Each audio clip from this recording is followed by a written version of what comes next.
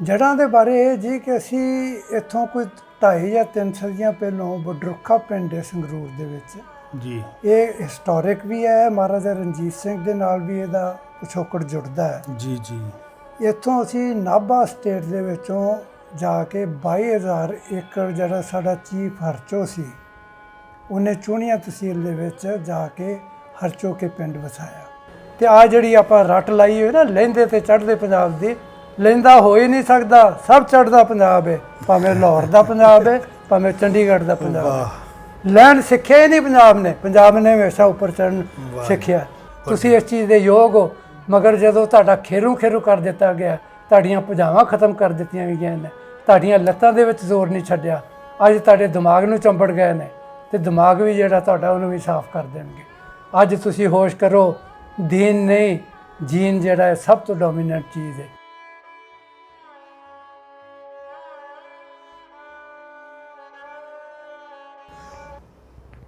ਮੈਂ ਅੱਜ ਆਇਆ ਜੀ ਮੋਹਾਲੀ ਵਿੱਚ ਸਰਦਾਰ ਗੁਰਜੀਤ ਸਿੰਘ ਸਿੱਧੂ ਉਹਨਾਂ ਨੂੰ ਮਿਲਣ। ਮਕਸਦ ਉਹੀ ਆ ਜੀ, ਗੱਲਾਂ ਪੰਜਾਬ ਦੀਆਂ, ਪੰਜਾਬ ਦੇ ਲੋਕਾਂ ਦੀਆਂ। ਇਹਨਾਂ ਨਾਲ ਮੇਰੀ ਫੋਨ 'ਤੇ 2-4 ਵਾਰ ਗੱਲਬਾਤ ਹੋਈ ਅਤੇ ਮੈਂ ਮਹਿਸੂਸ ਕਰ ਲਿਆ ਬਹੁਤ ਛੇਤੀ ਕਿ ਇਹਨਾਂ ਨੂੰ ਮਿਲਣਾ ਚਾਹੀਦਾ। ਇਹਨਾਂ ਕੋਲੋਂ ਸਾਨੂੰ ਸਿੱਖਣ ਨੂੰ, ਸੁਣਨ ਨੂੰ ਬਹੁਤ ਕੁਝ ਮਿਲੂਗਾ, ਖਾਸ ਤੌਰ 'ਤੇ ਮਾਝੇ ਬਾਰੇ, ਲਾਹੌਰ ਬਾਰੇ। ਸੋ ਲਾਹੌਰ ਦੀਆਂ ਗੱਲਾਂ ਕਰ ਲਈਆਂ ਆ ਮੈਂ ਐਕਚੁਅਲੀ ਇਹਨਾਂ ਕੋਲ। ਲਓ ਜੀ, ਕਰਦੇ ਹਾਂ ਗੱਲਬਾਤ। ਸਤਿ ਸ਼੍ਰੀ ਅਕਾਲ ਜੀ। ਸਤਿ ਸ਼੍ਰੀ ਅਕਾਲ ਜੀ। ਹਾਂਜੀ ਸਿੱਧੂ ਸਾਹਿਬ, ਮੈਂ ਤੁਹਾਨੂੰ ਜਦੋਂ ਸੁਣਿਆ ਫੋਨ 'ਤੇ ਜੀ, ਮੈਂ ਇੱਕ ਗੱਲ ਬਹੁਤ ਛੇਤੀ ਜਾਣ ਲਈ ਕਿ ਤੁਹਾਡੇ ਨਾਲ ਗੱਲਬਾਤ ਕਰਕੇ ਸਵਾਦ ਆਊਗਾ, ਕਿਉਂਕਿ ਅਸੀਂ ਫਿਰ ਗੱਲਾਂ ਕਰਾਂਗੇ ਲਾਹੌਰ ਦੀਆਂ ਜੀ, ਲਾਹੌਰ ਦੇ ਉਹਨਾਂ ਪਰਿਵਾਰਾਂ ਦੀਆਂ ਜੀ, ਜਿਨ੍ਹਾਂ ਦਾ ਉੱਥੇ ਕਾਫੀ ਨਾਮ ਸੀਗਾ। ਜੀ, ਅਤੇ ਚਾਹੇ ਉਹ ਉਹਨਾਂ 'ਚੋਂ ਕੁਝ ਫੈਮਲੀਜ਼ ਬਾਅਦ ਦੇ ਵਿੱਚ ਮੁਸਲਮਾਨ ਹੋ ਗਈਆਂ ਜਾਂ ਪਹਿਲਾਂ ਮੁਸਲਮਾਨ ਹੋ ਗਈਆਂ, ਜੀ, ਅਤੇ ਉਹ ਗੱਲਾਂ ਅੱਜ ਕਰਨ ਲਈ ਮੈਂ ਤੁਹਾਡੇ ਘਰ ਆਇਆ ਜੀ। ਜੀ, ਜਮ ਆਓ। ਹਾਂਜੀ, ਸ਼ੁਕਰੀਆ ਜੀ। ਅਤੇ ਥੋੜ੍ਹਾ ਜਿਹਾ ਆਪਣੇ ਪਰਿਵਾਰਕ ਪਿਛੋਕੜ ਬਾਰੇ, ਜੱਦੀ ਪਿੰਡ ਬਾਰੇ ਦੱਸੋ, ਜੜ੍ਹਾਂ ਬਾਰੇ ਦੱਸੋ ਪਹਿਲਾਂ ਜੀ। ਜੜ੍ਹਾਂ ਦੇ ਬਾਰੇ ਇਹ ਜੀ ਕਿ ਅਸੀਂ ਇੱਥੋਂ ਕੋਈ 2.5 ਜਾਂ 3 ਸਦੀਆਂ ਪਹਿਲੋਂ ਬਡਰੁੱਖਾ ਪਿੰਡ ਹੈ ਸੰਗਰੂਰ ਦੇ ਵਿੱਚ ਜੀ। ਇਹ ਹਿਸਟੋਰਿਕ ਵੀ ਹੈ, ਮਹਾਰਾਜਾ ਰਣਜੀਤ ਸਿੰਘ ਦੇ ਨਾਲ ਵੀ ਇਹਦਾ ਪਿਛੋਕੜ ਜੁੜਦਾ ਹੈ। ਜੀ ਜੀ। ਇੱਥੋਂ ਅਸੀਂ ਨਾਭਾ ਸਟੇਟ ਦੇ ਵਿੱਚੋਂ ਜਾ ਕੇ 22,000 ਏਕੜ ਜਿਹੜਾ ਸਾਡਾ ਚੀਫ ਹਰਚੋ ਸੀ, ਉਹਨੇ ਚੂਣੀਆਂ ਤਹਿਸੀਲ ਦੇ ਵਿੱਚ ਜਾ ਕੇ ਹਰਚੋ ਕੇ ਪਿੰਡ ਵਸਾਇਆ। ਔਰ ਅਸੀਂ ਬੇਸਿਕਲੀ ਸਿੱਧੂਆਂ ਔਰ ਨਾਭਾ ਜਿਹੜੀ ਸਟੇਟ ਹੈ ਇਹਦਾ ਅਸੀਂ ਇੱਕ ਇੰਟੈਗਰਲ ਪਾਰਟ ਸੀ। ਜੀ, ਇਹਦਾ ਮਤਲਬ ਇਹ ਕਹਿਣਾ ਚਾਹੀਦਾ ਵੀ ਜਿਹੜੇ ਸਿੱਧੂ ਜੀ ਲਾਹੌਰ ਦੇ ਵਿੱਚ ਸੀ, ਚੂਨੀਆਂ ਤਹਿਸੀਲ ਦੇ ਸੀ ਜੀ, ਉਹ ਬਡਰੁੱਖਾਂ ਤੋਂ ਗਏ ਸੀ। ਹਾਂਜੀ, ਉਹਨਾਂ ਚੋਂ ਵੇਖੋ ਜੀ, ਸਾਡੇ ਹਰਚੋਕੇ ਦਾ ਜਿਹੜਾ ਕਲਟੀਵੇਬਲ ਜਿਹੜੀ ਲੈਂਡ ਸੀ ਉਹ 22,000 ਏਕੜ ਸੀ ਜੀ। ਔਰ ਉਹਦੇ ਆਲੇ ਦੁਆਲੇ 12 ਟਿੱਬੀਆਂ ਦੱਸਦੇ ਨੇ, ਉਹ ਵੀ ਸਾਰੇ ਸਿੱਧੂ ਸਨ ਜੀ। ਉਹਨਾਂ ਦੇ ਬਾਰੇ ਤੇ ਮੈਂ ਪੂਰਾ ਤੁਹਾਨੂੰ ਦਾਅਵੇ ਨਾਲ ਨਹੀਂ ਕਹਿ ਸਕਦਾ ਕਿ ਉਹ ਵੀ ਬਡਰੁੱਖਾ ਤੋਂ ਹੀ ਗਏ ਸਨ, ਪਰ ਜਿੱਥੋਂ ਤੇ ਮੇਰਾ ਖਿਆਲ ਹੈ ਅਗਰ ਹਰਚੋ ਸਾਡਾ ਜਿਹੜਾ ਚੀਫ ਸੀ ਉਹ ਪਹਿਲੋਂ ਗਿਆ ਹੈ ਤੇ ਡੈਫੀਨੇਟਲੀ ਉਹ ਵੀ ਇਹਦੇ ਲਾਗੇ ਚਾਗੇ ਕੋਈ ਜਿਹੜਾ ਰੀਜਨ ਹੋਏਗਾ ਉੱਥੋਂ ਦੇ ਹੋਣਗੇ। ਬਿਲਕੁਲ ਬਿਲਕੁਲ ਠੀਕ ਹੈ। ਤੁਹਾਨੂੰ ਸਿੱਧੂਆਂ ਦੇ ਯਾਨੀ ਕਿ ਕਿੰਨੇ ਕੁ ਪਿੰਡ ਯਾਦ ਆ ਜੋ ਬਜ਼ੁਰਗਾਂ ਕੋਲੋਂ ਸੁਣੇ ਜਾਂ ਤੁਸੀਂ ਕਿਤੇ ਪੜ੍ਹਿਆ? ਚੂਨੀਆਂ 'ਚ ਕਿੰਨੇ ਕੁ ਪਿੰਡ ਸੀ ਸਿੱਧੂਆਂ? ਚੂਨੀਆਂ ਦੇ ਵਿੱਚ ਵੇਖੋ ਜੀ 12 ਟਿੱਬੀਆਂ ਤੇ ਇੱਕ ਸਿੱਧੂਆਂ ਦੀਆਂ ਇੱਕ ਸਨ ਜੀ। ਫਿਰ ਹਰਚੋਕੇ ਪਿੰਡ ਜਿਹੜਾ ਉਹ ਸਾਰਾ ਹੀ ਸਿੱਧੂਆਂ ਦਾ ਸੀ, ਕਿਉਂਕਿ ਉਹਨਾਂ ਨੇ ਬਡਰੁੱਖਾ ਤੋਂ ਮਾਈਗ੍ਰੇਟ ਕੀਤਾ ਸੀ। ਜੀ ਜੀ। ਔਰ ਇਸ ਤੋਂ ਇਲਾਵਾ ਵੀ ਜਿਹੜਾ ਕਈ ਵੀਡੀਓਜ਼ ਵੇਖੀਆਂ ਨੇ, ਜਿਵੇਂ ਸਿੱਧੂ ਵਾਲਾ, ਮੁੰਡੇ ਕੇ ਜੀ, ਮਾਮਦੀਪੁਰ, ਬੁਰਜ ਵੀ ਸੀ ਪਿੰਡ ਇੱਕ। ਬੁਰਜ ਦੇ ਬਾਰੇ ਮੈਨੂੰ ਨਹੀਂ ਵੇਰਵਾ, ਜਿੱਥੇ ਦੇ ਆਪਣਾ ਸੀਗੇ ਜੱਗਾ। ਹਾਂ, ਜੱਗਾ ਡਾਕੂ ਜਿਹੜਾ ਉਹ ਜਿਹਨੂੰ ਡਾਕੂ ਤੇ ਨਹੀਂ ਕਹਿ ਸਕਦੇ ਤੁਸੀਂ, ਉਹ ਇੱਕ ਰਿਫਾਰਮਰ ਸੀ ਜੀ, ਤੇ ਉਹ ਐਕਚੁਅਲੀ ਕਸੂਰ ਤਹਿਸੀਲ ਦੇ ਵਿੱਚ ਉਹਨਾਂ ਦਾ ਸੀ, ਉਹ ਤੋਂ ਚੂਣੀਆਂ ਤਹਿਸੀਲ 'ਚ ਨਹੀਂ ਸੀਗਾ। ਠੀਕ ਹੈ, ਠੀਕ ਹੈ। ਉਹ ਕਸੂਰ ਦੇ ਵਿੱਚ ਵੀ ਇੱਕ ਅੱਛੇ ਵਸਦੇ ਰੱਜੇ ਪਰਿਵਾਰ ਨੂੰ ਬਿਲੋਂਗ ਕਰਦੇ ਸਨ, ਮਗਰ ਹਾਲਾਤ ਉਹਨਾਂ ਵਾਸਤੇ ਪੁਲਿਸ ਨੇ, ਐਡਮਿਨਿਸਟ੍ਰੇਸ਼ਨ ਨੇ ਇਹੋ ਜਿਹੇ ਪੈਦਾ ਕਰ ਦਿੱਤੇ ਜੀ ਕਿ ਉਹਨਾਂ ਨੂੰ ਫਿਰ ਰਿਟਰੀਟ ਕਰਨਾ, ਆਪਣੇ ਦੁਬਾਰਾ ਉਸ ਘਰ ਦੇ ਵਿੱਚ ਜਾਣਾ ਉਹਨਾਂ ਨੂੰ ਨਸੀਬ ਨਹੀਂ ਹੋਇਆ। ਫਿਰ ਉਹ ਸਾਰੀ ਉਮਰ ਜਿਹੜੀ ਉਹਨਾਂ ਨੇ ਆਪਣੀ ਜ਼ਿੰਦਗੀ ਇਸੇ ਤਰ੍ਹਾਂ ਹੀ ਜਲਾਵਤਨੀ ਮੰਨਾਂਗਾ ਮੈਂ। ਔਰ ਉਹ ਬੇਸਿਕਲ ਡਾਕੂ ਨਹੀਂ ਸਨ, ਉਹ ਅੱਛੇ ਬੰਦਿਆਂ ਨੂੰ ਹੈਲਪ ਕਰਦੇ ਸਨ, ਕਈਆਂ ਲੜਕੀਆਂ ਦੇ ਵਿਆਹ ਵੀ ਕੀਤੇ ਉਹਨਾਂ ਨੇ। ਬਿਲਕੁਲ। ਮਗਰ ਕਈ ਵਾਰੀ ਅਸੀਂ ਕਿਸੇ ਨੂੰ ਕੋਲ ਟਾਰ ਦੇ ਨਾਲ ਪੇਂਟ ਕਰ ਦਿੰਦੇ ਹਾਂ, ਉਹਦੇ ਵਿੱਚ ਉਹਨਾਂ ਦਾ ਕੋਈ ਦੋਸ਼ ਨਹੀਂ ਸੀ। ਜੀ ਜੀ ਜੀ ਜੀ। ਅੱਛਾ ਜੀ, ਤੁਹਾਡਾ ਹਰਚੋਕੇ ਪਿੰਡ ਸੀਗਾ ਹੈ ਨਾ ਜੀ? ਹਾਂਜੀ, ਹਰਚੋਕੇ ਪਿੰਡ ਚੋਂ ਫਿਰ ਜਿਹੜੇ ਕੁਝ ਪਰਿਵਾਰ ਮੁਸਲਮਾਨ ਹੋ ਗਏ ਸਨ ਅੱਜ ਤੋਂ ਕੋਈ ਤਿੰਨ ਪੀੜ੍ਹੀਆਂ ਪਹਿਲੋਂ, ਜੀ ਤੇ ਉਹਨਾਂ ਆਪੋ ਆਪਣੇ ਵੱਖੋ ਵੱਖਰੇ ਜਿਹੜੇ ਪਿੰਡ ਸਨ ਉਹ ਮਿਸਾਲ ਲੈ ਸਨ। ਜਿਵੇਂ ਮੇਰੇ ਜਿਹੜੇ ਪੜਦਾਦਾ ਜੀ ਸਨ ਸਰਦਾਰ ਬੂਟਾ ਸਿੰਘ, ਉਹਨਾਂ ਨੇ ਕੋਟ ਸਰਦਾਰ ਬੂਟਾ ਸਿੰਘ, ਅੱਜ ਤੇ ਉਹ ਰੈਵਨਿਊ ਰਿਕਾਰਡ 'ਚ ਉਹਨੂੰ ਕੋਟ ਬੂਟਾ ਸਿੰਘ ਹੀ ਕਹਿੰਦੇ ਨੇ, ਕੋਟ ਰਤਨ ਸਿੰਘ, ਕੋਟ ਮਾਈ ਜੰਬਰ, ਔਰ ਹੋਰ ਵੀ ਕੁਝ ਹੋ ਸਕਦਾ ਪਿੰਡ ਜਿਹੜੇ ਹਰਚੋਕਿਆਂ ਤੋਂ ਉੱਠ ਕੇ ਆਪੋ ਆਪਣੀ ਜ਼ਮੀਨ ਦੇ ਵਿੱਚ ਉਹਨਾਂ ਨੇ ਵਸੋਂ ਕਰ ਲਈ ਸੀ। ਸਿਰਫ ਜਿੱਥੇ ਉਹਨਾਂ ਦੇ ਨਾਲ ਜਿਹੜੇ ਕੰਮ ਕਰਨ ਵਾਲੇ ਕਾਮੇ ਸਨ ਸਿਰਫ ਉਹੀ ਸਨ, ਬਾਕੀ ਉਹਨਾਂ ਦੀ ਆਪਣੀ ਫੈਮਿਲੀ ਹੀ ਨਿੱਜੀ ਸੀ, ਹੋਰ ਕੋਈ ਉਹਨਾਂ ਤੋਂ ਇਲਾਵਾ ਉੱਥੇ ਨਹੀਂ ਸੀ ਰਹੀ। ਇਹ ਪਿੰਡ ਕਿੱਡਾ ਕੁ ਵੱਡਾ ਸੀਗਾ ਜੀ? ਇਹ ਹਰਚੋਕੇ ਪਿੰਡ ਦੇ ਵਿੱਚ 22,000 ਏਕੜ ਜ਼ਮੀਨ ਸੀ ਜੀ, ਜਿਹਦੇ ਵਿੱਚ 5 ਮੇਨ ਉਹਦੇ ਹਿੱਸੇਦਾਰ ਸਨ। ਤੇ ਹੁਣ 22,000 ਏਕੜ ਜ਼ਮੀਨ 'ਚ ਇਹ ਲਾ ਲਓ, ਕਿਉਂਕਿ ਉਦੋਂ ਜਿਹੜੀ ਸੀ ਉਹ ਮੁਜ਼ਾਰੇ ਸਨ, ਉਹ ਲੋਕ ਆਪਣੇ ਬਲਦ ਰੱਖਦੇ ਸਨ।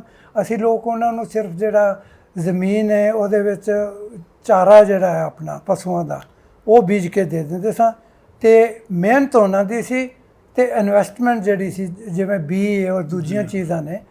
ਮਗਰ ਉਦੋਂ ਜਿਹੜੀ ਇੱਕ ਬਿਜ਼ਨਸ ਇਕੁਏਸ਼ਨ ਨਹੀਂ ਸੀ। ਜਦੋਂ ਉਹਨਾਂ ਨੂੰ ਆਪਣੇ ਧੀਆਂ ਦੇ ਵਿਆਹ ਕਰਨੇ ਹੁੰਦੇ ਸਨ ਜਾਂ ਹੋਰ ਉਹਨਾਂ ਨੂੰ ਕੋਈ ਬਿਪਤਾ ਹੁੰਦੀ ਸੀ, ਤੇ ਇਹ ਲੋਕ ਉਹਨਾਂ ਨੂੰ ਜਿਵੇਂ ਮਾਂ-ਬਾਪ ਪਾਲਦੇ ਨੇ ਜਾਂ ਉਹਨਾਂ ਦਾ ਧਿਆਨ ਰੱਖਣੇ, ਇਹ ਚੀਜ਼ ਉਹਨਾਂ ਦੇ ਵਿੱਚ ਜ਼ਰੂਰ ਸੀ। ਅਪਣੱਤ ਦੇ ਵਿੱਚ ਇਹਨਾਂ ਦੇ ਵਿੱਚ ਕੋਈ ਫਰਕ ਨਹੀਂ ਸੀ, ਇੱਕ ਫੈਮਿਲੀ ਦੇ ਤੌਰ 'ਤੇ ਉਹਨਾਂ ਨੂੰ ਟਰੀਟ ਕਰਦੇ ਸੀ। ਮਤਲਬ ਜਿਹੜੇ 5 ਪਰਿਵਾਰ ਬਡਰੁੱਖਾਂ ਤੋਂ ਗਏ ਸਿੱਧੂਆਂ ਦੇ ਸੀਗੇ ਮੇਨ ਜੀ, ਉਹ ਜ਼ਮੀਨ ਦੇ ਮਾਲਕ ਸੀ, ਕਹਿ ਲਓ ਸਰਦਾਰ ਸੀਗੇ, ਜ਼ਗੀਰਦਾਰ ਕਹਿ ਲਓ। ਹਾਂਜੀ, ਇੱਥੋਂ ਜਿਹੜੇ ਹਰਚੋ ਸੀ ਸਾਡਾ ਚੀਫ, ਉਹਨੇ ਜਾ ਕੇ ਉਹ ਵਸਾਇਆ 22,000 ਏਕੜ ਉਹਨੇ ਕੀਤੀ। ਜੀ। ਉਸ ਤੋਂ ਬਾਅਦ ਜਦੋਂ ਅੱਗੇ ਪੀੜ੍ਹੀ ਦਰ ਪੀੜ੍ਹੀ ਉਹ ਔਲਾਦ ਉਹਨਾਂ ਦੀ ਵਧੀ ਜੀ, ਉਹ ਵੱਡਾ ਪਿੰਡ ਬਣ ਗਿਆ। ਉਹ ਵੱਡਾ ਪਿੰਡ ਬਣ ਗਿਆ। ਔਰ ਬਾਕੀ 22,000 ਏਕੜ ਅਗਰ ਜ਼ਮੀਨ ਤੁਸੀਂ, ਉਦੋਂ ਟਰੈਕਟਰ ਹੁੰਦੇ ਨਹੀਂ ਸਨ, ਜੋਗਾਂ ਦੇ ਨਾਲ ਹੀ ਵਾਹੀ ਕਰਦੇ ਸਨ, ਤੇ ਉਹਦੇ ਵਿੱਚ ਫਿਰ ਜਿਹੜੇ ਕਰਿੰਦੇ ਸਨ ਜੀ, ਉਹਨਾਂ ਦੀ ਵੀ ਗਿਣਤੀ ਸਾਡੇ ਤੋਂ ਕਿਤੇ ਜ਼ਿਆਦਾ ਹੁੰਦੀ ਸੀ ਜੀ। ਕਦੀ ਇਹ ਪਤਾ ਲੱਗਿਆ ਵੀ ਜਿਹੜੇ ਕਰਿੰਦੇ ਸੀਗੇ ਜਾਂ ਤੁਹਾਡੀ ਜ਼ਮੀਨ ਵਾਹੁੰਦੇ ਸੀਗੇ ਅੱਗੇ, ਜੀ। ਉਹ ਕਿਹੜੇ ਲੋਕ ਸੀ? ਉਹਨਾਂ 'ਚ ਜੱਟ ਵੀ ਹੋਣਗੇ? ਉਹਨਾਂ ਵਿੱਚ ਜੱਟ ਨਹੀਂ ਸਨ ਜੀ ਕੋਈ ਵੀ। ਜੀ, ਉਹ ਸਾਰੇ ਜਿਹੜੇ ਸਨ ਕਸੂਰ ਤਹਿਸੀਲ ਦੇ ਵਿੱਚੋਂ ਅਰਾਈ ਲੋਕ ਸਨ, ਅੱਛਾ ਮੈਜੋਰਿਟੀ।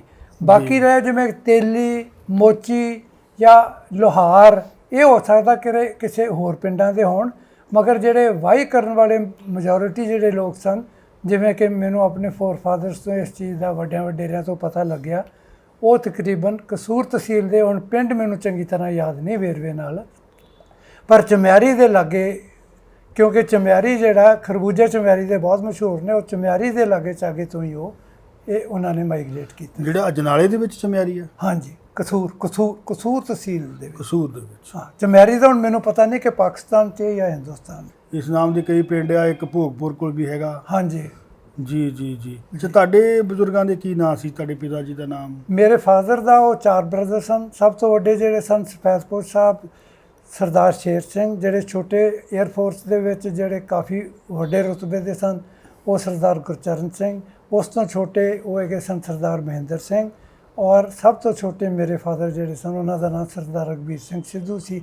ਇੱਕ ਇਹਨਾਂ ਦੀ ਸਾਡੀ ਭੂਆ ਜੀ ਵੀ ਸਨ, ਉਹਨਾਂ ਦਾ ਨਾਮ ਰਘਬੀਰ ਕੌਰ ਸੀ, ਔਰ ਉਹ ਭੰਬੇ ਵਿਆਹੇ ਹੋਏ ਸਨ।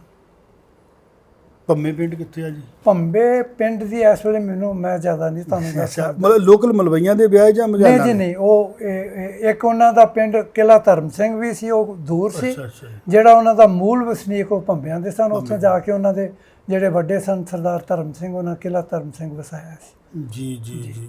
ਤੇ ਤੁਹਾਡੀਆਂ ਰਿਸ਼ਤੇਦਾਰੀਆਂ ਕਿਹਨਾਂ ਪਿੰਡਾਂ 'ਚ ਸੀਗੀਆਂ ਜੀ? ਸਾਡੀ ਰਿਸ਼ਤੇਦਾਰੀਆਂ ਜਿਹੜੀ ਸਾਡੇ ਦਾਦੀ ਜੀ ਦੀ ਸਾਈਡ ਤੋਂ ਉਹ ਧੀ ਸਨ ਚੀਫਸ ਆਫ ਪੰਜਾਬ ਮੋਕਲ ਫੈਮਿਲੀ ਸੀ, ਜਿਨ੍ਹਾਂ ਦੇ ਵਿੱਚ ਸਰਦਾਰ ਜਵੰਤ ਸਿੰਘ ਜਿਹੜੇ ਉਸ ਮਹਾਰਾਜਾ ਰਣਜੀਤ ਸਿੰਘ ਦੇ ਜਰਨੈਲ ਸਨ, ਤੇ ਜਿਹੜੇ ਉਹਨਾਂ ਦੇ ਛੋਟੇ ਭਰਾ ਮਾਣਾ ਸਿੰਘ ਉਹ ਮਹਾਰਾਜਾ ਰਣਜੀਤ ਸਿੰਘ ਦੇ ਗਵਰਨਰ ਸਨ।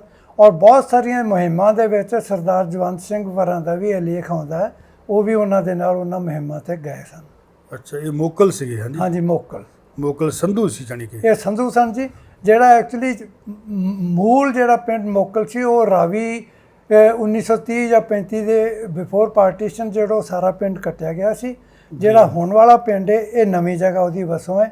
ਉਹ ਤਕਰੀਬਨ ਇੱਕ ਅੱਛਾ ਕਸਬਾ ਸੀ ਜਿਹੜਾ ਪਹਿਲਾਂ ਮੋਕਲ ਸੀ। ਜੀ ਜੀ, ਠੀਕ ਹੈ ਜੀ। ਹੋਰ ਬਾਕੀ ਰਿਸ਼ਤੇਦਾਰੀਆਂ ਜੀ? ਮੇਰੀ ਜਿਹੜੇ ਦਾਦਕਾ ਪਿੰਡ ਸੀ ਸਾਡਾ ਉਹ ਕਮਾਇਆ ਸੀ, ਤੇ ਇਹਨਾਂ ਦੇ ਜਿਹੜੇ ਮੇਰੇ ਮਦਰ ਦੇ ਪੜਦਾਦਾ ਜੀ ਸਨ ਉਹ ਹੈਗੇ ਸਨ ਰਸਾਲਦਾਰ ਵਧਾਵਾ ਸਿੰਘ। ਉਹਨਾਂ ਦੇ 5 ਪੁੱਤਰ, ਉਹ ਸਾਰੇ ਆਨਰੇਰੀ ਕੈਪਟਨ ਸਨ ਬ੍ਰਿਟਿਸ਼ ਆਰਮੀ ਦੇ ਵਿੱਚ। ਔਰ ਇਹ 5 ਜਾਂ 6 ਜਨਰੇਸ਼ਨਾਂ ਉੱਪਰ, ਜਿਹਨੂੰ ਕੈਂਪ ਕਮਾਂਡੈਂਟ ਅਸੀਂ ਕਹਿ ਦਿੰਦੇ ਹਾਂ ਔਰ ਪੰਜਾਬੀ 'ਚ ਜਿਹਨੂੰ ਕੁੰਮੇਦਾਨ ਕਹਿੰਦੇ ਨੇ, ਇਹ ਉੱਪਰਲੀਆਂ 6 ਜਨਰੇਸ਼ਨਸ ਦੇ ਵਿੱਚ ਇਹਨਾਂ ਦੇ ਵਿੱਚ ਕੁੰਮੇਦਾਨ ਚਲੇ ਆ ਰਹੇ ਸਨ।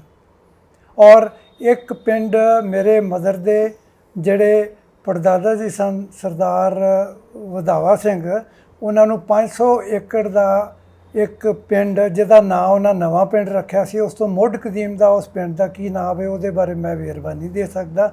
ਉਹ ਉਹਨਾਂ ਨੂੰ ਜਗੀਰ ਮਿਲੀ ਸੀ 500 ਏਕੜ ਦੀ, ਜਿਹੜਾ ਕਿ ਕਮਾਏ ਤੋਂ ਮੇਰੇ ਖਿਆਲ 'ਚ ਮੁਸ਼ਕਿਲ ਨਾਲ 5, 7 ਜਾਂ 10 ਕਿਲੋਮੀਟਰ ਹੀ ਦੂਰ ਸੀ।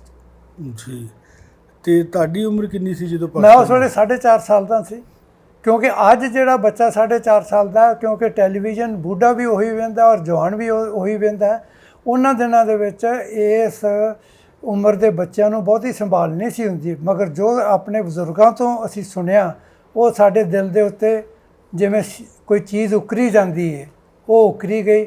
ਤੇ ਕਿਉਂਕਿ ਸਾਨੂੰ ਬਹੁਤ ਸਾਰੀਆਂ ਮੁਸੀਬਤਾਂ ਦਾ ਇੱਧਰ ਆ ਕੇ ਮੁਕਾਬਲਾ ਕਰਨਾ ਪਿਆ।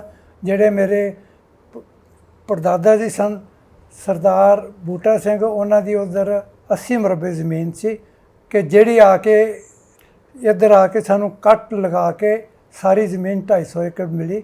ਔਰ ਜਿਹੜੀ ਪਾਰਟੀਸ਼ਨ ਹੈ ਉਹ ਦੂਜੇ ਵਾਸਤੇ, ਤੇ ਉਹਨੂੰ ਆਪਣੇ ਸਪੈਲਿੰਗਸ ਤੋਂ ਜ਼ਿਆਦਾ ਕੁਝ ਨਹੀਂ ਜਾਣਦਾ।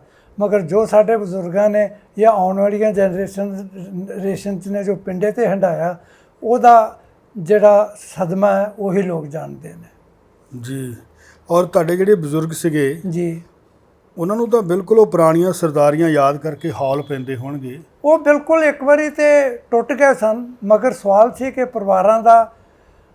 ਪਰਿਵਾਰਾਂ ਨੂੰ ਸਾਂਭਣਾ ਸੀ। ਔਰ ਉਹਨਾਂ ਨੇ ਬਹੁਤ ਮੁਸ਼ਕਲ ਹਾਲਾਤਾਂ ਦਾ ਜਿਹੜਾ ਮੁਕਾਬਲਾ ਕਰਕੇ ਸਾਡੀ ਕੋਈ ਵੀ ਚੀਜ਼ ਜਿਵੇਂ ਪੜ੍ਹਾਈ ਜਾਂ ਹੋਰ ਚੀਜ਼ ਦੇ ਵਿੱਚ ਉਹਨਾਂ ਵਿਘਨ ਨਹੀਂ ਪੈਣ ਦਿੱਤਾ।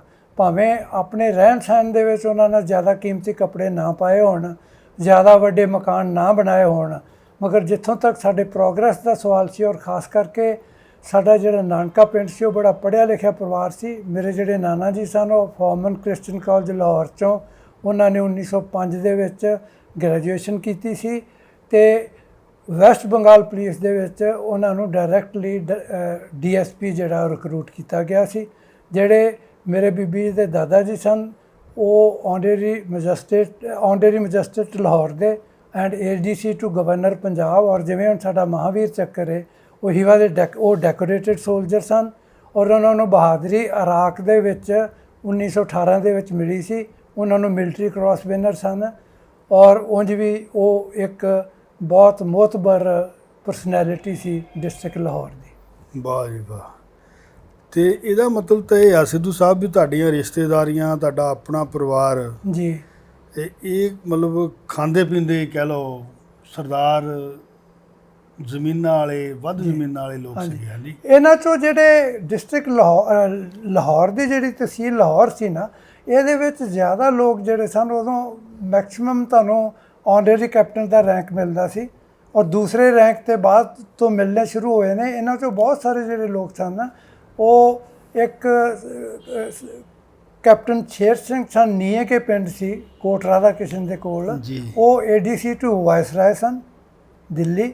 ਉਸ ਤੋਂ ਬਾਅਦ ਉਹਨਾਂ ਨੇ ਬਹੁਤ ਸਾਰੀ ਜ਼ਮੀਨ ਬੀਕਾਨੇਰ ਰਿਆਸਤ 'ਚ ਲੈ ਲਈ। ਅੱਜ ਵੀ ਉਹਨਾਂ ਦੇ ਜਿਹੜੇ ਅਗਲੇ ਡਿਸੈਂਡੈਂਟਸ ਨੇ ਉੱਥੇ ਰਹਿ ਰਹੇ ਨੇ। ਤੇ ਇਸ ਕਰਕੇ ਬਹੁਤ ਸਾਰੇ ਲੋਕ ਜਿਹੜੇ ਸਨ ਉਹ ਜਾਂ ਤਾਂ ਬੜੇ ਵੱਡੇ ਜ਼ਿਮੀਂਦਾਰ ਸਨ, ਔਰ ਜਾਂ ਅੱਛੇ ਰੁਤਬਿਆਂ ਦੇ ਉੱਤੇ ਇੰਡੀਅਨ ਮਿਲਟਰੀ ਦੇ ਵਿੱਚ ਉਹ ਸੁਸ਼ੋਭਿਤ ਸਨ। ਔਰ ਉਸ ਤੋਂ ਅਗਲੀ ਜਿਹੜੀ ਜਨਰੇਸ਼ਨ ਸੀ ਉਹਦੇ ਵਿੱਚ ਪੜ੍ਹਾਈ ਵੀ ਉਹਨਾਂ ਦੀ ਕਰਾਈ। ਇੱਕ ਜਨਰਲ ਢਿੱਲੋਂ ਉਹਨਾਂ ਦਾ ਨਾਮ ਹੈ, ਪੂਰਾ ਭੁੱਲ ਗਿਆ, ਉਹ ਕਿੰਗ ਕਮਿਸ਼ਨ ਇੰਡੀਅਨ ਆਫਸਰ ਸਨ ਨੀਏ ਕੇ ਪਿੰਡ ਦੇ। ਔਰ ਉਹਨਾਂ ਦਾ ਖੈਰ ਪਾਰਟੀਸ਼ਨ ਤੋਂ ਬਾਅਦ 1947 ਤੋਂ ਬਾਅਦ ਬਹੁਤ ਛੇਤੀ ਉਹਨਾਂ ਦੀ ਡੈਥ ਹੋ ਗਈ।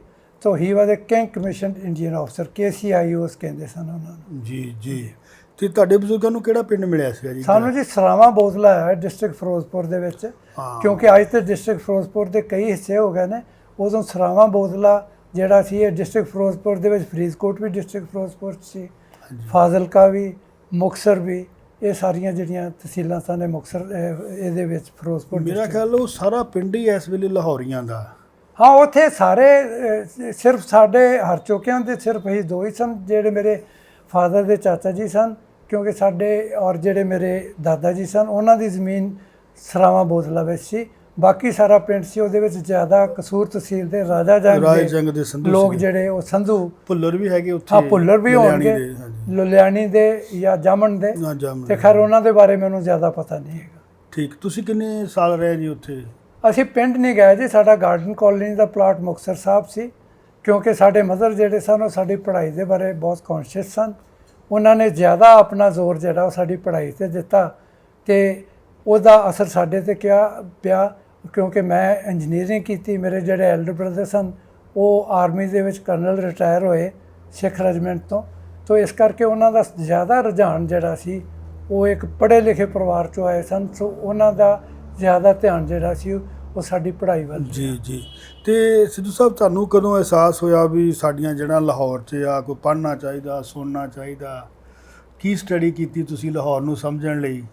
ਮੈਂ ਕੀਤੀ ਜੀ, ਸਭ ਤੋਂ ਪਹਿਲਾਂ ਮੇਰੀ ਜਿਹੜੀ ਸੀਟ ਸੀ ਉਹ ਇੱਕ ਬੜੇ ਅੱਛੇ ਕਨਵੈਂਟ ਦੇ ਵਿੱਚ ਸਾਡੇ ਲਾਗੇ ਹੀ ਸੀ, ਜਿੱਥੇ ਮਿਚਲ ਦਾ ਬਾਗ ਸੀ। ਉਹਦਾ ਹੁਣ ਸ਼ਹਿਰ ਦਾ ਨਾਮ ਮੈਨੂੰ ਭੁੱਲ ਗਿਆ।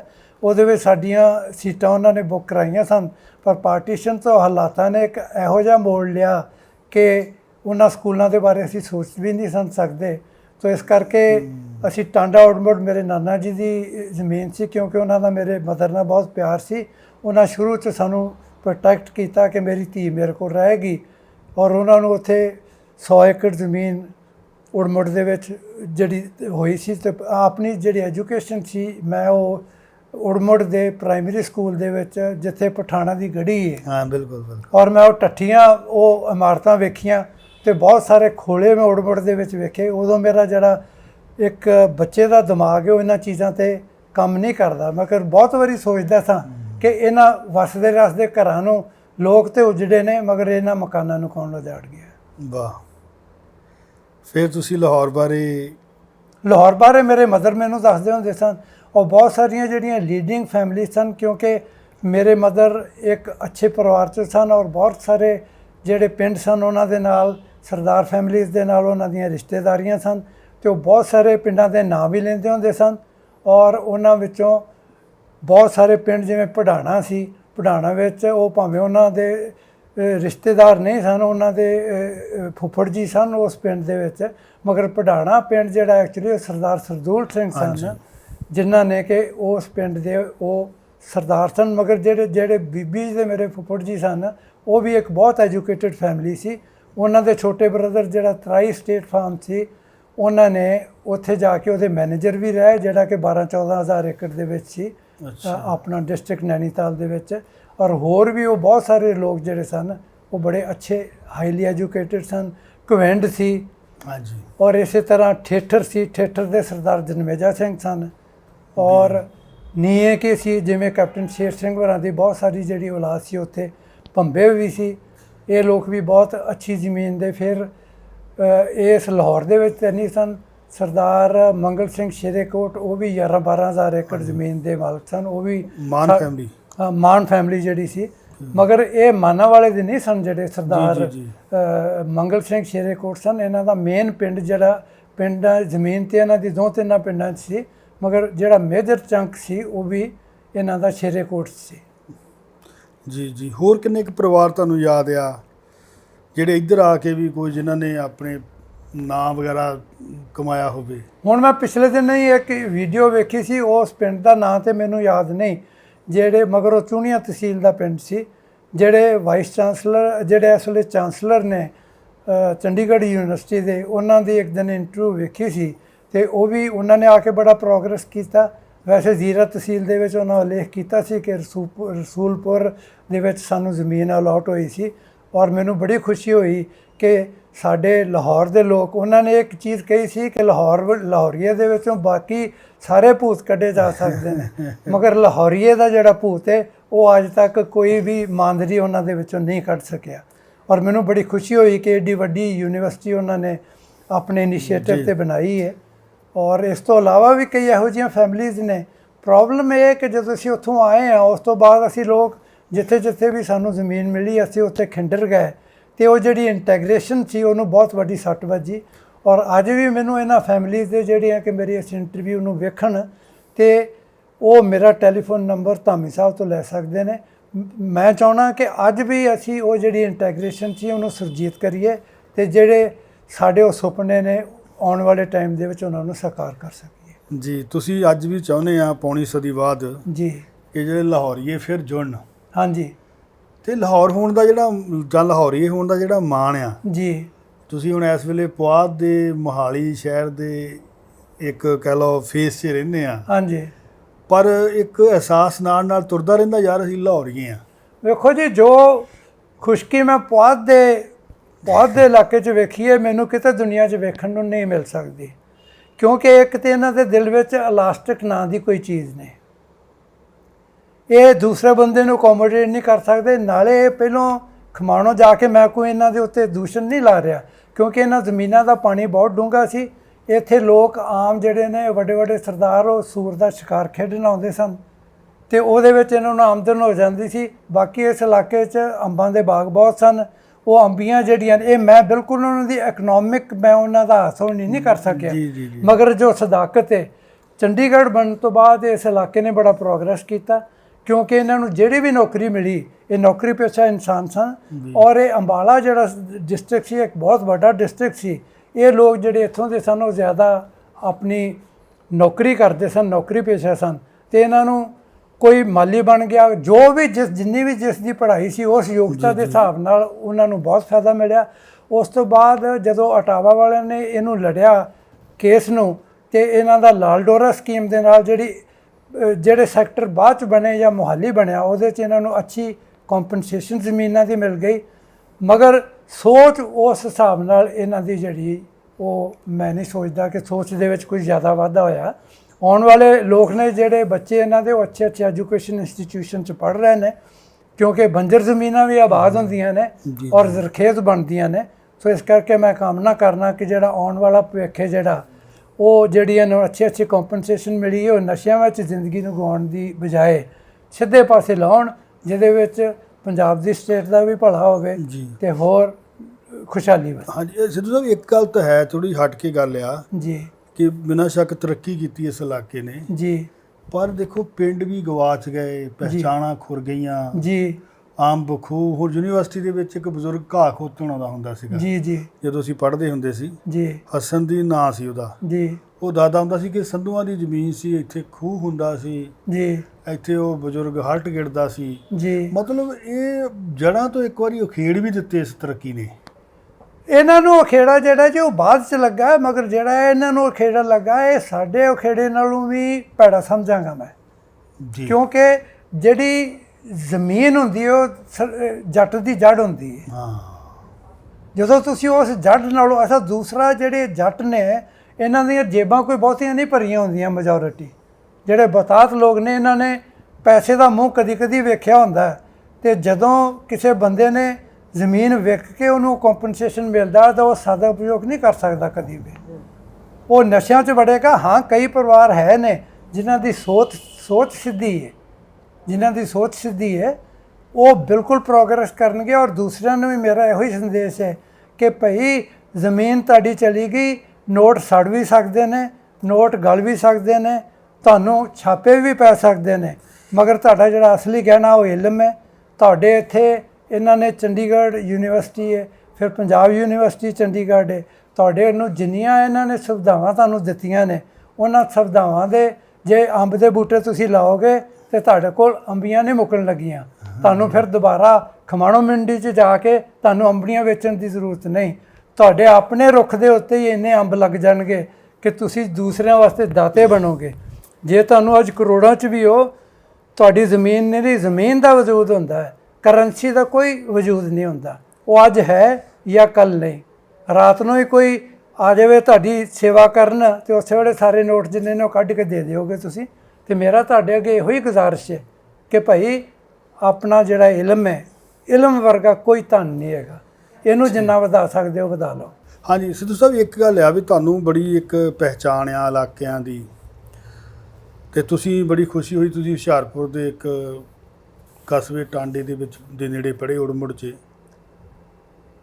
ਤੇ ਤੁਹਾਡਾ ਸਾਡੇ ਇਲਾਕੇ ਬਾਰੇ ਕੀ ਵਿਚਾਰ ਆ, ਸਹੀ ਦੱਸਿਓ। ਤੁਸੀਂ ਦੁਨੀਆ 'ਚ ਘੁੰਮ ਕੇ ਵੇਖ ਲਓ ਜੀ, ਦੁਆਬੇ ਵਰਗੇ ਸ਼ਰੀਫ ਬੰਦੇ ਨਹੀਂ ਮਿਲਣਗੇ ਤੁਹਾਨੂੰ। ਮੈਂ ਗੱਲ ਇੱਕ ਸੈਂਟੈਂਸ ਦੇ ਵਿੱਚ ਹੀ ਕਰ ਦਿੰਦਾ। ਤੇ ਧਾਮੀ ਸਾਹਿਬ ਵੀ ਜਿਵੇਂ ਵਿਖੜਿਆਂ ਰਾਹਾਂ ਦੇ ਵਿੱਚ ਜਾ ਕੇ ਇੱਕ ਗੁੱਜਰ ਔਰਤ ਦੀ ਇਹਨਾਂ ਨੇ ਉਹ ਵੀਡੀਓ ਕੀਤੀ ਸੀ, ਮੈਂ ਤਾਂ ਸਮਝਣਾ ਕਿ ਮੇਰੇ ਚਾਚੀ ਜੀ ਹੋਣ ਜਾਂ ਮੈਂ ਉਹਨਾਂ ਨੂੰ ਕੀ ਕਹਾਂ, ਇਹਨਾਂ ਦੀ ਮਾਂ ਨੇ ਇਹਨਾਂ ਨੂੰ ਆਪਣਾ ਦੁੱਧ ਜ਼ਰੂਰ ਚੰਗਾਇਆ ਜੀ। ਬਾਕੀ ਜਿਹੜੇ ਬੰਦੇ ਨੇ ਉਹ ਸਿਰਫ ਚੰਡੀਗੜ੍ਹ ਅੱਛੇ ਸ਼ਹਿਰਾਂ 'ਚ ਜਾ ਕੇ ਜਿਹੜੇ ਬੰਦਿਆਂ ਕੋਲ ਬਹੁਤ ਮਸਨੂਈ ਗੱਲਾਂ ਨੇ ਕਰਨ ਨੂੰ, ਉਹਨਾਂ ਦਾ ਤਾਂ ਵੇਰਵਾ ਲੈ ਲੈਂਦੇ ਨੇ, ਮਗਰ ਜੋ ਹੂਕ ਉਸ ਗੁੱਜਰ ਔਰਤ ਦੇ ਦਿਲ 'ਚੋਂ ਇਹਨਾਂ ਬੜੇ ਪਿਆਰ ਦੇ ਨਾਲ, ਬੜੇ ਉਮਾਹ ਦੇ ਨਾਲ, ਬੜੇ ਠਰਮੇ ਦੇ ਨਾਲ ਸੁਣੀ, ਮੈਨੂੰ ਇਹੋ ਜਿਹਾ ਕੋਈ ਵੀ ਵੀਡੀਓ ਜਿਹੜਾ ਨਹੀਂ। ਦੂਸਰੀ ਇਹਨਾਂ ਨੇ ਕੋਈ ਇਹ ਨਹੀਂ ਕੀਤਾ ਕਿ ਵਸੇਬਾ ਕਿਹੋ ਜਿਹਾ ਸੀ ਤੇ ਬੰਦੇ ਕਿੰਨੇ ਵਡਾਂਗੇ 'ਚ ਮਾਰੇ ਗਏ ਸਨ। ਅੱਜ ਸਾਨੂੰ ਜੁੜਨ ਦੀ ਜ਼ਰੂਰਤ ਹੈ। ਸਾਡੇ ਜਿਹੜੇ ਪੰਜਾਬ ਦੇ ਵਿੱਚ, ਪੰਜਾਬ ਨੂੰ ਮੈਂ ਇਹ ਨਹੀਂ ਮੰਨਦਾ ਕਿ ਹਰਿਆਣਾ ਹੈ, ਅੱਜ ਚੜ੍ਹਦੇ ਤੇ ਲਹਿੰਦੇ ਪੰਜਾਬ ਦੀ ਗੱਲ ਕਰਦੇ ਨੇ, ਮੇਰੇ ਦਿਲ ਦੇ ਵਿੱਚ ਤੜਥੱਲੀ ਮੱਚ ਜਾਂਦੀ। ਕੋਈ ਲਹਿੰਦਾ ਚੜ੍ਹਦਾ ਪੰਜਾਬ ਨਹੀਂ, ਪੰਜਾਬ ਹੈ ਤੇ ਪੰਜਾਬੀਅਤ ਹੈ। ਉਹੀ 65-66 ਡਿਸਟ੍ਰਿਕਟਸ ਦਾ ਜਿਹੜਾ ਪੰਜਾਬ ਸੀ, ਅੱਜ ਵੀ ਸੁਪਨਿਆਂ 'ਚ ਮੈਨੂੰ ਉਹੀ ਦਿਖਾਈ ਦਿੰਦਾ। ਸਾਡੇ ਦਰਿਆਵਾਂ ਦੀ ਸਾਂਝ, ਸਾਡੀ ਸੋਚ ਦੀ ਸਾਂਝ, ਸਾਡੇ ਖਾਣੇ ਪੀਣੇ ਦੀ ਸਾਂਝ, ਸਾਡੇ ਰੀਤੀ ਰਿਵਾਜਾਂ ਦੀ ਸਾਂਝ, ਸਾਡੇ ਲਿਬਾਸ ਦੀ ਸਾਂਝ, ਦੁਨੀਆ 'ਚ ਘੁੰਮ ਕੇ ਵੇਖ ਲਓ, ਤੁਹਾਨੂੰ ਇਹ ਸਾਂਝ ਸਾਰੀਆਂ ਚੀਜ਼ਾਂ ਦੀ ਕਿਤੇ ਨਹੀਂ ਮਿਲਦੀ। ਵਾਹ, ਸਿੱਧੂ ਸਾਹਿਬ ਧੁਰ ਰੂਹ ਤੱਕ ਪੰਜਾਬੀ ਆ। ਇਸ ਤਰ੍ਹਾਂ ਦੇ ਬੰਦੇ ਬੜੇ ਘੱਟ ਮਿਲਦੇ ਆ। ਅਸੀਂ ਹੋਰ ਪਹਿਚਾਣਾਂ ਨੂੰ ਹਾਵੀ ਕਰ ਲੈਂਦੇ ਹਾਂ ਆਪਣੇ ਆਪ 'ਤੇ। ਜੀ, ਜਿਹੜਾ ਸਾਡਾ ਵਿਰਸਾ ਆ, ਸਾਂਝਾ ਵਿਰਸਾ ਆ ਜੀ, ਉਹ ਅਸੀਂ ਵਿਸਾਰ ਛੱਡਿਆ ਜੀ ਲੋਕਾਂ ਨੇ। ਹਾਂਜੀ। ਤੇ ਸਿੱਧੂ ਸਾਹਿਬ ਕਦੀ ਐਂ ਸੋਚਿਆ ਵੀ ਲਾਹੌਰ ਜਾਣਾ, ਹਰਚੋਕੇ ਜਾਣਾ, ਆਪਣੀ ਉਸ ਗਲੀ 'ਚ ਜਾਣਾ ਜਿੱਥੇ ਪੈਦਾ ਹੋਏ ਸੀ, ਉਹ ਪਿੰਡ ਵੇਖਣਾ ਤੇ ਉਹ ਲੋਕਾਂ ਨੂੰ ਮਿਲਣਾ ਜਿਹੜੇ ਤੁਹਾਡੇ ਪਿਓ ਦਾਦੇ ਨੂੰ ਜਾਣਦੇ ਸੀ? ਜੀ, ਕਦੀ ਆਈ ਖਾਹਿਸ਼ ਮਨ 'ਚ ਉੱਠੀ? ਤੇ ਵੇਖੋ ਜੀ, ਇਸ ਵੇਲੇ ਮੇਰੀ ਕੋਈ ਧਨ ਦੀ ਲਾਲਸਾ ਨਹੀਂ। ਬੱਚੇ ਸੈਟਲਡ ਨੇ ਮੇਰੇ। ਬੇਟੀ ਮੇਰੀ ਸੈਨ ਫਰਾਂਸਿਸਕੋ ਦੇ ਵਿੱਚ ਉਹਦੀਆਂ ਡੈਂਟਲ ਕਲੀਨਿਕਸ ਨੇ ਜੀ। ਬੱਚਾ ਵੀ ਉਹਨੇ ਪੰਜਾਬ ਇੰਜੀਨੀਅਰਿੰਗ ਕਾਲਜ ਤੋਂ ਡਿਗਰੀ ਕੀਤੀ ਹੈ ਕੰਪਿਊਟਰ ਸਾਇੰਸ ਦੀ। ਬੜੀਆਂ ਅੱਛੀਆਂ ਕੰਪਨੀਆਂ 'ਚ ਉਹਨੇ ਕੰਮ ਕੀਤਾ। ਅੱਜ ਉਹ ਆਪਣਾ ਕੰਮ ਸ਼ੁਰੂ ਕਰਨਾ ਚਾਹੁੰਦਾ ਜੀ। ਔਰ ਮੇਰੀ ਇੱਕੋ ਹੀ ਲਾਲਸਾ ਹੈ ਕਿ ਉਸ ਧਰਤੀ 'ਤੇ ਜਿੱਥੇ ਮੈਂ ਜਨਮ ਲਿਆ, ਜਿਹੜੀ ਧਰਤੀ ਦਾ ਮੈਂ ਪਾਣੀ ਪੀਤਾ ਹੈ, ਉਸ ਧਰਤੀ ਨੂੰ ਇੱਕ ਨਮਸਕਾਰ ਜ਼ਰੂਰ ਕਰਾਂ। ਅਜੇ ਵੀ ਜਦੋਂ ਮੈਂ ਧਾਮੀ ਸਾਹਿਬ ਦੀਆਂ ਔਰ ਹੋਰ ਬਹੁਤ ਸਾਰੇ ਲੋਕਾਂ ਦੀਆਂ ਵੀਡੀਓਜ਼ ਵੇਖਣਾ ਤੇ ਮੇਰੀ ਝੜੀ ਲੱਗ ਜਾਂਦੀ ਹੈ ਅਥਰੂਆਂ ਦੀ। ਮੇਰੀ ਇਸ ਤੋਂ ਵੱਡੀ ਕੋਈ ਲਾਲਸਾ ਨਹੀਂ ਕਿ ਇਸ ਤੋਂ ਪਹਿਲਾਂ ਕਿ ਪੰਖੇਰੂ ਉਡਾਰੀ ਮਾਰੇ। ਹਰ ਇੱਕ ਦਾ ਪੰਖੇਰੂ ਉਡਾਰੀ ਮਾਰਦਾ ਹੈ। ਕਮ ਸੇ ਕਮ ਮੈਂ ਆਪਣੇ ਹਮਵਤਨਾਂ ਨੂੰ ਮਿਲ ਸਕਾਂ, ਮੈਂ ਆਪਣੇ ਜਿਨ੍ਹਾਂ ਦੇ ਵਿੱਚ ਦੀਨ ਉਹਨਾਂ ਦੇ ਕੁਛ ਵੀ ਹੋਣ, ਜਿਨ੍ਹਾਂ ਦੇ ਵਿੱਚ ਮੇਰਾ ਲਹੂ ਹੈ, ਜੀਨ ਹੈ, ਮੇਰੀ ਸੋਚ ਹੈ। ਕੁਛ ਦਿਨ ਹੀ ਪਹਿਲਾਂ ਮੇਰੀ ਇੱਕ ਬਜ਼ੁਰਗ ਨਾਲ ਗੱਲ ਹੋਈ। ਮੈਨੂੰ ਨਹੀਂ ਸੀ ਪਤਾ ਕਿ ਮੇਰੇ ਸ਼ਗੜ ਦਾਦਾ, ਮੈਂ ਸਰਦਾਰ ਸਭ ਤੋਂ ਵੱਡਾ ਸਮਝਦਾ ਸਰਦਾਰ ਲਹਿਣਾ ਸਿੰਘ ਨੂੰ। ਉਹਨਾਂ ਦੱਸਿਆ ਨਹੀਂ ਜੀ, ਤੁਹਾਡੇ ਜਿਹੜੇ ਸਭ ਤੋਂ ਵੱਡੇ ਜਿਨ੍ਹਾਂ ਦਾ ਸਾਨੂੰ ਪਤਾ ਉਹ ਸਰਦਾਰ ਗੁੱਜਰ ਸਿੰਘ ਸਨ ਤੇ ਉਸ ਤੋਂ ਥੱਲੇ ਸਰਦਾਰ ਲਹਿਣਾ ਸਿੰਘ ਸਨ। ਇਸ ਤੋਂ ਵੱਡੀ ਕੀ ਸਾਂਝ ਹੋ ਸਕਦੀ ਜੇ ਤੇ ਤੁਹਾਡੇ ਬਾਪੂ ਦਾ ਨਾਂ ਕੋਈ ਦੂਸਰਾ ਬੰਦਾ ਤੁਹਾਨੂੰ ਦੱਸੇ? ਵਾਹ, ਉਹਦੇ 'ਚ ਪਰਾਇਆਪਣ ਕਿੱਥੇ? ਵਾਹ, ਉਹ ਪਰਾਇਆਪਣ ਨਹੀਂ, ਉਹ ਸਾਨੂੰ ਆਪਣਾਪਣ ਲੱਗਦਾ ਹੈ। ਮਗਰ ਸਾਡੇ ਪੋਲੀਟੀਸ਼ੀਅਨ ਨੇ ਜਿਹੜੀ ਉਸ ਵੇਲੇ ਭੁੱਖ ਵਿਖਾਈ, ਉਹਨਾਂ ਇਹ ਨਹੀਂ ਵੇਖਿਆ ਕਿ ਅਸੀਂ ਇਹਨਾਂ ਮਿਲਟਰੀਜ਼ ਨੂੰ, ਜਿਹੜੀ ਬਲੋਚ ਰੈਜੀਮੈਂਟ ਹੈ ਉਹ ਇਸ ਪੰਜਾਬ 'ਚ ਆਵੇ, ਜਿਹੜੀ ਸਿੱਖ ਰੈਜੀਮੈਂਟ ਹੈ, ਡੋਗਰਾ ਰੈਜੀਮੈਂਟ ਉੱਧਰ ਜਾਵੇ। ਇਹਨਾਂ ਲੋਕਾਂ ਦੀ ਅਸੀਂ ਮਾਈਗ੍ਰੇਸ਼ਨ, ਕਿਉਂਕਿ ਐਕਚੁਅਲੀ ਪਾਰਟੀਸ਼ਨ ਜਿਹੜੀ ਸੀ ਜੂਨ 1947 'ਚ ਹੋਣੀ ਸੀ ਜੀ। ਇਹਨਾਂ ਸਾਡੇ ਬਾਰੇ ਕੋਈ ਅਪਣੱਤ ਨਹੀਂ ਵਿਖਾਈ, ਇਹਨਾਂ ਸਾਡਾ ਬਾਰੇ ਕੁਛ ਨਹੀਂ ਸੋਚਿਆ। ਉਹ ਧੀਆਂ ਸਨ, ਭਾਵੇਂ ਉਹ ਮੁਸਲਮਾਨ ਸਨ, ਭਾਵੇਂ ਉਹ ਈਸਾਈ ਸਨ, ਭਾਵੇਂ ਉਹ ਪੰਜਾਬੀ ਸਨ, ਜਿਨ੍ਹਾਂ ਦੀ ਅਪਣੱਤ ਲੁੱਟੀ ਗਈ, ਜਿਨ੍ਹਾਂ ਦੀ ਇੱਜ਼ਤ ਲੁੱਟੀ ਗਈ। ਜਿਹੜਾ ਕੋਈ ਤੁਹਾਡੇ ਘਰੋਂ ਕੋਈ ਕੜਛੀ ਵੀ ਚੁੱਕੇ ਤੇ ਉਹਦੇ ਤੁਸੀਂ ਇੰਝ ਠੂਏ ਵਾਂਗੂ ਗਲ ਪੈ ਜਾਂਦੇ ਜੇ। ਭਰੇ ਭਰਾਏ ਘਰ ਔਰ ਆਪਣੇ ਡੰਗਰ ਮਾਲ, ਔਰ ਜੋ ਅਸੀਂ ਕਈ ਸਦੀਆਂ ਦੇ ਵਿੱਚ, ਜਿਵੇਂ ਬਾਹਰ ਦੇ ਵਿੱਚ ਕਈ ਲੋਕ ਗਏ ਸਨ, ਜਿਨੇ ਉਹਨਾਂ ਨੇ ਜ਼ਫਰ ਜਾਲੇ ਨੇ, ਕਿਸੇ ਨੇ ਨਹੀਂ ਜਾਲੇ। ਜੇ ਕਿਸੇ ਦੇ ਸਰੀਰ 'ਤੇ ਅੱਜ ਵੀ ਕੋਈ ਫੱਟ ਦਿਸਦਾ, ਔਰ ਇੱਕ ਪਾਰਟੀਸ਼ਨ ਦਾ 1947 ਦਾ ਬਟਵਾਰੇ ਦਾ ਇਹੋ ਜਿਹਾ ਫੱਟ ਹੈ, ਇਹਦੀ ਮਰਮ ਅਜੇ ਤੱਕ ਨਾ ਕੋਈ ਪੈਦਾ ਕਰ ਸਕਿਆ, ਨਾ ਕੋਈ ਪੈਦਾ ਕਰ ਸਕੇਗਾ। ਸਾਡੇ ਜਿੰਨੇ ਵੀ ਪੰਜਾਬ ਦੀਆਂ ਟੀਮਾਂ ਨੇ, ਇਹਨਾਂ ਨੂੰ ਦੁਬਾਰਾ ਚੰਗੇ ਜਿਵੇਂ ਹਾਕੀ ਦੇ ਪਲੇਅਰ ਨੇ, ਇੱਕ ਸਾਂਝੇ ਪੰਜਾਬ ਦੀ ਟੀਮ ਬਣਾਉਣੀ ਚਾਹੀਦੀ ਹੈ, ਜਿਹਦੇ 'ਚ ਹਰਿਆਣਾ ਵੀ ਆਵੇ, ਹਿਮਾਚਲ ਵੀ ਆਵੇ, ਉਹ ਪਾਕਿਸਤਾਨ ਵੀ ਆਵੇ। ਤੇ ਆ ਜਿਹੜੀ ਆਪਾਂ ਰੱਟ ਲਾਈ ਹੋਈ ਨਾ ਲਹਿੰਦੇ ਤੇ ਚੜ੍ਹਦੇ ਪੰਜਾਬ ਦੀ, ਲਹਿੰਦਾ ਹੋ ਹੀ ਨਹੀਂ ਸਕਦਾ, ਸਭ ਚੜ੍ਹਦਾ ਪੰਜਾਬ ਹੈ, ਭਾਵੇਂ ਲਾਹੌਰ ਦਾ ਪੰਜਾਬ ਹੈ, ਭਾਵੇਂ ਚੰਡੀਗੜ੍ਹ ਦਾ ਪੰਜਾਬ ਹੈ। ਵਾਹ ਲੈਣ ਸਿੱਖਿਆ ਹੀ ਨਹੀਂ ਪੰਜਾਬ ਨੇ ਹਮੇਸ਼ਾ ਉੱਪਰ ਚੜ੍ਹਨ ਸਿੱਖਿਆ। ਕਦੇ ਆਪਣੇ ਇਤਿਹਾਸ ਨੂੰ ਖੋਜ ਕੇ ਵੇਖੋ। ਅੱਜ ਅਸੀਂ ਕਹਿੰਦੇ ਹਾਂ ਜੀ ਬਾਜਵਾ ਇੱਥੇ ਕਿਵੇਂ ਆ ਗਏ, ਉਹ ਉੱਥੇ ਕਿਵੇਂ ਚਲੇ ਗਏ। ਭਾਈ ਤੁਸੀਂ ਪਠਾਨ ਨਹੀਂ, ਤੁਸੀਂ ਸਾਰੇ ਇੱਥੋਂ ਦੀ ਪੈਦਾਇਸ਼ ਹੋ।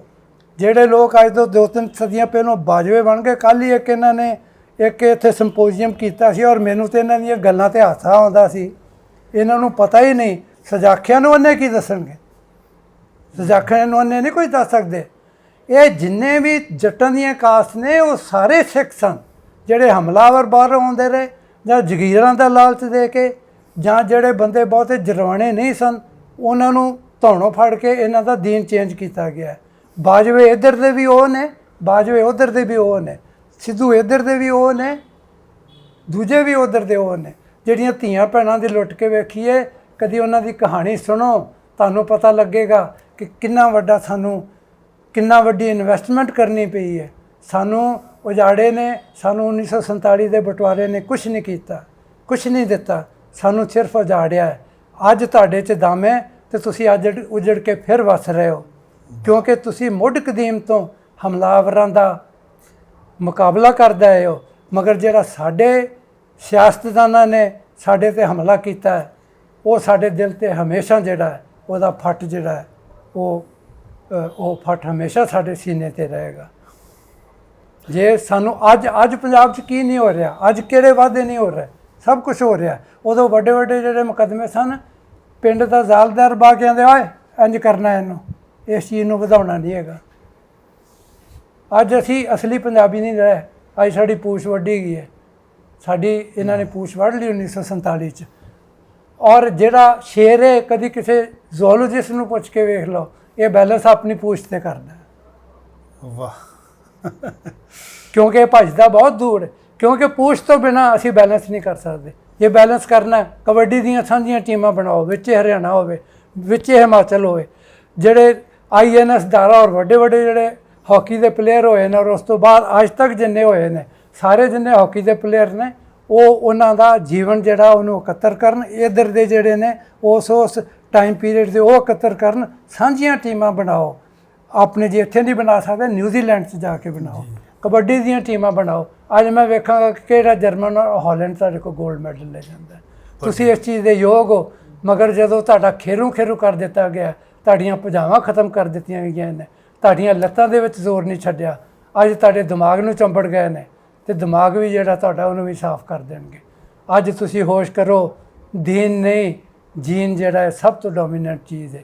ਜਦੋਂ ਤੁਹਾਨੂੰ ਇਸ ਗੱਲ ਦੀ ਸਮਝ ਲੱਗ ਗਈ ਕਿ ਦੀਨ ਦੀ ਕੋਈ ਵੈਲਿਊ ਨਹੀਂ, ਖੂਨ ਜਿਹੜਾ ਹੈ ਉਹ ਹਮੇਸ਼ਾ ਹੀ ਕਿਉਂ ਲੱਭਣਿਆ, ਤੇਰਾ ਉਹ ਹੈ ਤੇ ਮੇਰਾ ਵੀ ਉਹ ਹੈ। ਤੁਸੀਂ ਮੈਡੀਕਲ ਦੇ ਖੂਨ ਦੀ ਅੱਡ ਗੱਲ ਹੈ, ਮਗਰ ਜਿਹੜਾ ਸਾਡਾ ਭਰਾਵਾਂ ਦਾ ਖੂਨ ਹੈ ਉਹ ਕਿਸੇ ਵੀ, ਭਾਵੇਂ ਉਹ ਹੋਵੇ ਭਾਵੇਂ ਇਹ ਹੋਵੇ, ਉਹ ਹਮੇਸ਼ਾ ਸਾਨੂੰ ਨਮੋਸ਼ੀ ਨਹੀਂ ਦੇਵੇਗਾ, ਸਾਨੂੰ ਹਮੇਸ਼ਾ ਬਲਵਾਨ ਬਣਾਏਗਾ।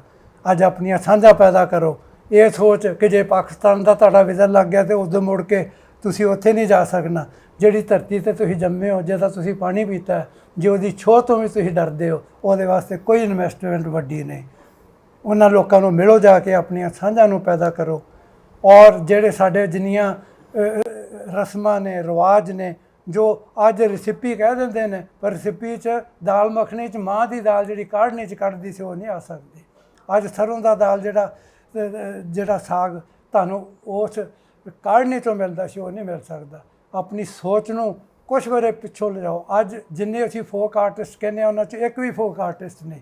ਤੁਹਾਡਾ ਕੋਈ ਮਿਊਜ਼ੀਕਲ ਇੰਸਟਰੂਮੈਂਟ ਫੋਕ ਦਾ ਨਹੀਂ ਹੈਗਾ। ਜੇ ਕੋਈ ਜਨਾਨੀ ਸਕਰਟ ਪਾ ਕੇ ਅਗਰ ਗਿੱਧਾ ਪਾਵੇ ਨਾ, ਤਾਂ ਉਸ ਗਿੱਧੇ ਦਾ ਕੋਈ ਮਤਲਬ ਨਹੀਂ। ਉਹਨੂੰ ਪਤਾ ਨਹੀਂ ਗਿੱਧਾ ਹੈ ਕੀ ਹੈ, ਝੁੰਮਰ ਕੀ ਹੈ। ਜੇ ਕੋਈ ਪਤਲੋਨ ਪਾ ਕੇ ਆ ਜਿਹੜੀਆਂ ਸਾਡੀਆਂ ਜੀਨਸ ਨੇ, ਅਗਰ ਝੁੰਮਰ ਪਾਏਗਾ ਜਾਂ ਦੂਸਰੇ ਕਈ ਰਾਵੀ ਦੇ ਪਾਰ ਦੇ ਜਿਹੜੇ ਜੰਗਲੀਆਂ ਦੇ ਗੀਤ ਨੇ ਗਾਏਗਾ, ਤੇ ਉਹਦੇ ਵਰਗਾ ਸ਼ੋਧਾ ਬੰਦਾ ਨਹੀਂ ਕੋਈ ਲੱਗਣਾ। ਵਾਹ ਸਿੱਧੂ ਸਾਹਿਬ, ਤੁਸੀਂ ਤਾਂ ਤੁਹਾਡੇ ਅੰਦਰੋਂ ਤਾਂ ਪੰਜਾਬ ਬੋਲਿਆ, ਸਾਂਝਾ ਪੰਜਾਬ, ਤੇ ਸਿੱਧੂ ਸਾਹਿਬ ਬਾਰੇ ਇੱਕ ਗੱਲ ਮੈਂ ਹੋਰ ਦੱਸ ਦੇਵਾਂ ਕਿ ਇਹ ਖਾਸ ਤੌਰ ਤੇ ਗੁਲਾਬ ਨਾਲ ਤੁਹਾਡਾ ਪਿਆਰ ਬੜਾ ਹੈ। ਗੁਲਾਬ ਦੇ ਵਿੱਚ ਇਹ ਥੋੜਾ ਜਿਹਾ ਸੰਖੇਪ ਚ ਦੱਸੋ ਜੀ, ਕਿੰਨੇ ਕੁ ਤਰ੍ਹਾਂ ਦੇ ਗੁਲਾਬ ਤੁਸੀਂ ਦੇਖੇ, ਸੁਣੇ, ਪਾਲੇ ਕਹਿ ਲਓ।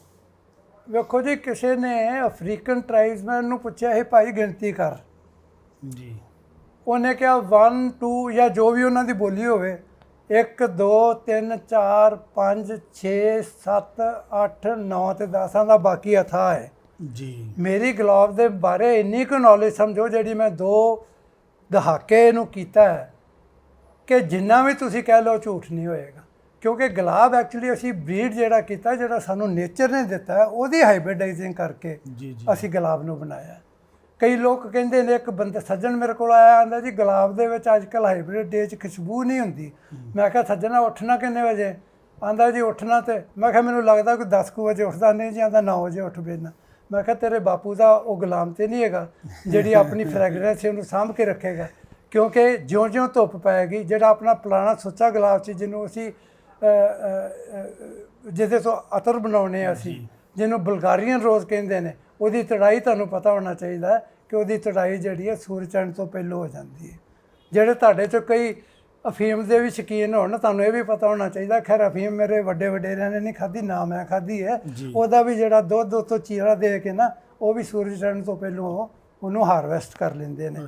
ਬਾਕੀ ਇੱਕ ਜਿਹੜੀ ਫੈਮਿਲੀ ਹੈ ਕੋਈ ਕਮਾਇਆ ਦੀ, ਜਿਹਦਾ ਮੇਰਾ ਨਾਨਕਾ ਪਿੰਡ ਸੀ, ਜਾਂ ਹਰਚੋਕਿਆਂ ਦੀ ਕੋਈ ਫੈਮਿਲੀ ਹੈ, ਜਾਂ ਨਕਈ ਫੈਮਿਲੀ 'ਚੋਂ ਕੋਈ, ਇਹਨਾਂ ਕੋਲੋਂ ਮੇਰਾ ਟੈਲੀਫੋਨ ਨੰਬਰ ਤੁਹਾਨੂੰ ਮਿਲ ਜਾਏਗਾ ਅਗਰ ਮੈਨੂੰ ਕੰਟੈਕਟ ਕੋਈ ਕਰਨੀ ਚਾਹਵੇ।